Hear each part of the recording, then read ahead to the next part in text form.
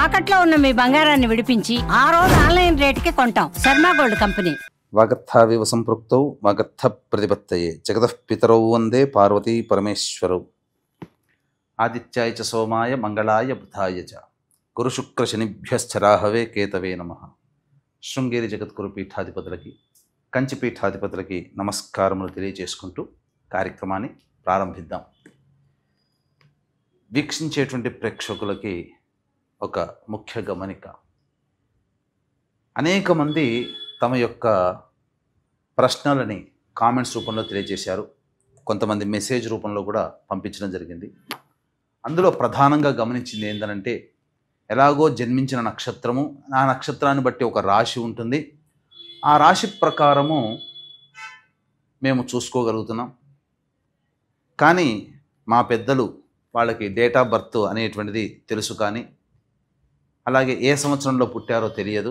మరి అటువంటి వాళ్ళు కూడా చూసుకోవాలంటే ఎలా అనేటువంటి ఒక ప్రశ్నని తీసుకురావడం జరిగింది. కాబట్టి వీళ్ళందరినీ కూడా దృష్టిలో పెట్టుకొని, ఇప్పుడు ఏ నక్షత్రము ఏ రాశి వాళ్ళైతే జన్మిస్తారో ఆ రాశి మరియు ఒక మంత్లో ఒక డేట్ నుంచి ఇంకొక డేట్ మధ్యలో పుట్టినటువంటి వాళ్ళు ఒక రాశికి చెందిన వాళ్ళుగా మనకు తెలియచేయడం జరుగుతుంది శాస్త్ర ప్రకారము.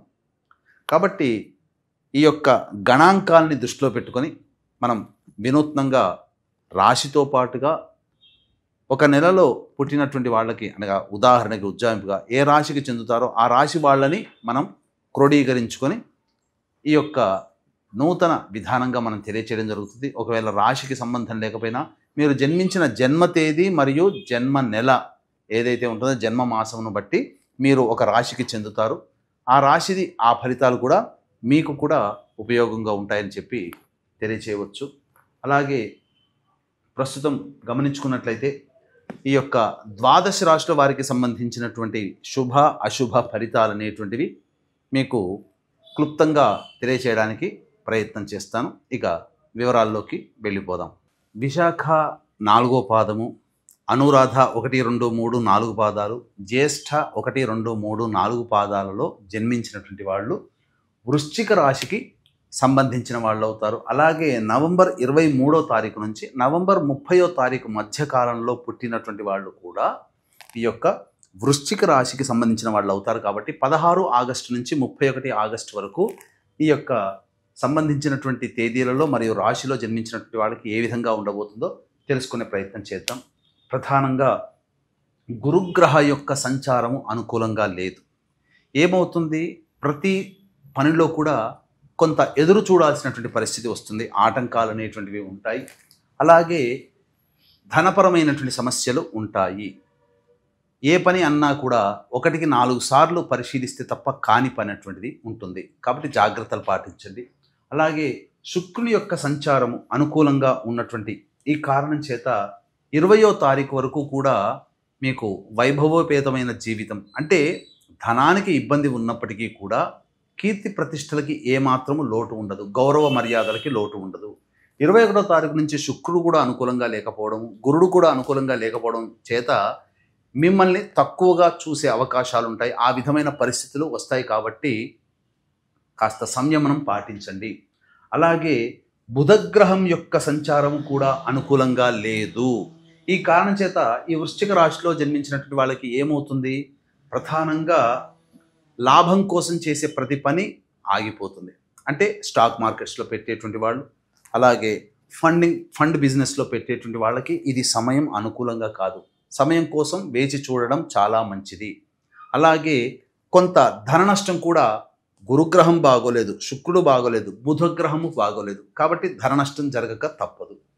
ఇక రవి కేతు యొక్క సంచార ప్రభావం ఇది కాస్త అనుకూలంగా ఉండేటువంటి సమయం. ఏమవుతుంది, చేస్తున్నటువంటి వృత్తి ఉద్యోగ వ్యాపారాల్లో మీకంటూ కొంత గుర్తింపు అనేది ఆ రవిగ్రహ సంచార ప్రభావంలో కలుగుతుంది. నిరుద్యోగస్తులకు ఉద్యోగం లభించే అవకాశం ఉంటుంది. లేదా వేరే సంస్థల్లో ఉద్యోగం మారాలనుకునేటువంటి వాళ్ళకి అనుకూలమైన సమయం. ఇక కుజుడు కూడా రాష్ట్రాధిపతి అనుకూలంగా ఉండడం వల్ల ఆత్మవిశ్వాసం సడలకుండా మీరు గట్టి ప్రయత్నం చేస్తే తప్పకుండా ఈ గ్రహాలు ఇచ్చే ఇబ్బందుల నుంచి కొంత శాతమైనా కానీ మీరు బయటపడగలుగుతారు. అలాగే రాహు అనుకూలంగా లేకపోవడం, శని కూడా వక్రీకరించి అర్ధాష్టమ శని దోషాన్ని ఈ యొక్క వృశ్చిక రాశి వారికి కలిగించడం, ఈ కారణం చేత ఏమవుతుంది, కొన్ని విపత్కర పరిస్థితులు అనేటువంటివి ఈ యొక్క రాశిలో జన్మించినటువంటి వాళ్ళకి కలుగుతాయి. కాబట్టి ప్రధానంగా జాగ్రత్తలు పాటించండి. మేజర్ ప్లానెట్స్ అనేటువంటివి అనుకూలంగా లేవు. ఒక రవి, కేతువు, కుజుడు తప్ప మిగతా అన్ని గ్రహాలు మీకు వ్యతిరేకమైనటువంటి ఫలితాలని ఇవ్వబోతున్నాయి. కాబట్టి జాగ్రత్తలు పాటించండి. ఈ యొక్క రాశిలో జన్మించినటువంటి విద్యార్థులకి బాగా కష్టపడితే తప్ప ఫలితాలు రావు. కోరుకున్న విద్య చోట కంటే కూడా వేరే చోట మీకు ప్రవేశం లభించే అవకాశం ఉంటుంది. అలాగే విదేశీయానం, విదేశీ విద్యకు అనుకూలంగా లేని సమయం అని చెప్పవచ్చు. ఇక వివాహానికి సంబంధించి చేయు ప్రయత్నాలు సమయం అనుకూలంగా లేదు కాబట్టి మీరు ప్రయత్నం అయితే చేయండి, ఫలితం దైవాన్ని మీద వదిలేయండి. ఇక సంతానం కోసం ఎదురు చూసేటువంటి వ్యక్తులు కాస్త సంయమనం పాటించండి. ఎందుకనంటే గ్రహ సంచారం అనుకూలంగా లేదు, ఫలితముగా కలిగే సంతానం ఏమి అవుతుంది, అదృష్టము లేకుండా ఉండడం కానీ లేదా వ్యతిరేకమైనటువంటి భావాలతో కుటుంబంలో ఉండే వ్యక్తులు జన్మించడం కానీ జరుగుతుంది. కాబట్టి సమయం కోసం వేచి చూడండి. ఇది మీకు ఏతావాత చెప్పొచ్చేటువంటిది. ఇక వీక్షించేటువంటి ప్రేక్షకులు కూడా ఈ యొక్క శ్రావణ అమావాస్య, పోలాల అమావాస్య అంటారు, చాలా మహిమాన్వితమైనటువంటి రోజు. చతుర్దశి అమావాస్య కలిసింది మరియు ఆశ్లేష నక్షత్రం కలిసినటువంటి రోజు. ఈ రోజున జాతకరీత్యా అనేక రకాల సమస్యలు ప్రతి వ్యక్తికి కూడా ఉంటాయి. ఎందుకంటే ఏ పని చేసినా కలిసి రాలేకపోవడం, అన్ని నోటిదాకా వచ్చి వెనక్కి వెళ్ళిపోవడం, ఎన్ని పూజలు చేసినా ఫలించకపోవడం, దేవుడు లేడనే స్థాయికి రావడం, ఎంత కష్టపడ్డా నిజాయితీగా ఉన్న కష్టానికి తగ్గ ప్రతిఫలం లభించకపోవడం, కుటుంబంలో వివాహం కాకపోవడం, దాంపత్యం సరిగ్గా ఉండకపోవడం, సంతానం కలగకపోవడం, అంతేకాకుండా అందరికంటే గొప్పగా జీవించాలి, ధనవంతులం అవ్వాలి, మనం కూడా ధనాన్ని సంపాదించాలనే కోరిక కలగానే ఉండిపోతుంది తప్ప తీరలేకపోవడం, అన్నిటికంటే మించి కుటుంబంలో ప్రశాంతత లేని జీవితాన్ని గడపడం, ఇలా ఒకటా రెండా అనేక రకాల సమస్యలకి ప్రధాన కారణం జాతకం అంటారు. కానీ అది పితృదోషము. పితృదోషం అంటే తండ్రి వైపు 6 తరాలు, తల్లి వైపు 3 తరాల్లో ఏవైనా దుర్మరణాలు కనుక ఉన్నా, అంటే road accident, fire accident, suicide attempt, నదిలో బావిలో పడి చనిపోవడం, ఇంట్లోంచి వెళ్ళిపోవడం, లివర్ ఫెయిల్యూర్, కిడ్నీ ఫెయిల్యూర్, క్యాన్సర్తో చనిపోవడం, 60 సంవత్సరాల లోపల ఏ విధంగానైనా చనిపోయినా, పెళ్లి కాకుండా చనిపోయినా, ఇవన్నీ పితృదోషములు అంటారు. ఈ పితృదోష నివారణకి గత 12 సంవత్సరాలుగా మన ఆధ్వర్యంలో ప్రతి నెల జరిపించడం జరుగుతుంది. ముఖ్యంగా ఈ శ్రావణ అమావాస్య మహామహిమాన్వితమైనటువంటిది. 20వ తారీఖు రోజున లోపల మీ గోత్రనామాలు నమోదు చేసుకోండి. 21కి బయలుదేరుతున్నాం. 22న కార్యక్రమం జరిపించుకొని మళ్ళీ హైదరాబాద్లో ఉంటాం. పూర్తి వివరాలకి కార్యక్రమ తదనంతరం కాంటాక్ట్ చేసి తెలుసుకోండి. ఇక ఈ యొక్క రాశిలో జన్మించినటువంటి మహిళలకి ప్రధానంగా 20వ తారీఖు వరకు సజావుగా ఉన్నప్పటికీ 21వ తారీఖు నుంచి ఫలితాలు తారుమారవుతాయి. మిమ్మల్ని గౌరవించిన చోటనే మిమ్మల్ని ఇబ్బంది పెట్టేటువంటి అవకాశం ఉంటుంది. మీ కీర్తి ప్రతిష్టలకి భంగం కలుగుతుంది. మీ దగ్గర డబ్బు తీసుకున్న వాళ్ళు తిరిగి చెల్లించలేరు. కాబట్టి జాగ్రత్తలు పాటించండి. ఏది ఏమైనప్పటికీ కూడాను మిమ్మల్ని వినియోగించుకునే వాళ్ళే తప్ప మీకు సహాయ సహకారాలు అందించే వాళ్ళు కరువు అవుతారు. ఇక ప్రధానంగా గమనించుకున్నట్లయితే రోజువారీ కార్యక్రమాల్లో ఏ విధంగా ఉండబోతుంది, 16వ తారీఖు, 17, 18 తారీఖుల్లో రాని బాకీలు వసూలవుతాయి. ధనపరమైన సమస్యలను తీర్చుకుంటారు. అలాగే అన్ని విధాలుగా ఆనందదాయకంగా ఉంటుంది. ఖర్చుకు మించిన ఆదాయం కూడా లభిస్తుంది. 19, 20 మరియు 21, 22 తేదీలలో గమనించుకున్నట్లయితే సంతానం మూలకంగా విభేదాలు, ఖర్చులు పెరుగుతాయి. సంతానంతో వాగ్వివాదాలు, సమస్యలు కలుగుతాయి. అలాగే మానసికమైనటువంటి ఆందోళన అధికంగా ఉంటుంది. ఏ పని చేయాలన్నా బద్ధకంగా ఉంటుంది. ఒక రకంగా చెప్పాలంటే జిగ్జాగ్ వ్యవస్థలాగా ఉంటుంది. ఏ నిర్ణయం తీసుకోకపోవడమే చాలా మటుకు మేలని గమనించాలి.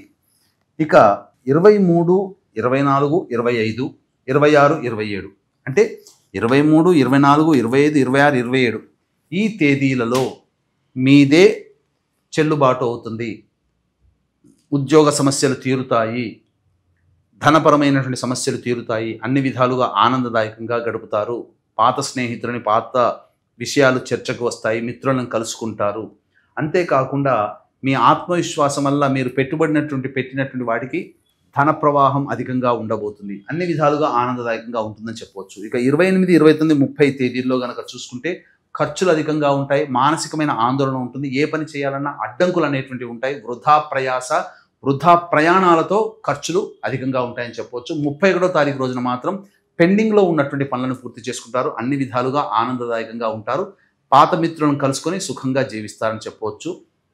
ఏ తర్వాత కొన్ని గ్రహాల యొక్క అనుగ్రహం సంపూర్ణంగా లేని కారణం చేత ప్రతిరోజు కూడాను దత్త అష్టక పారాయణం, అలాగే సర్వదేవకృత లక్ష్మి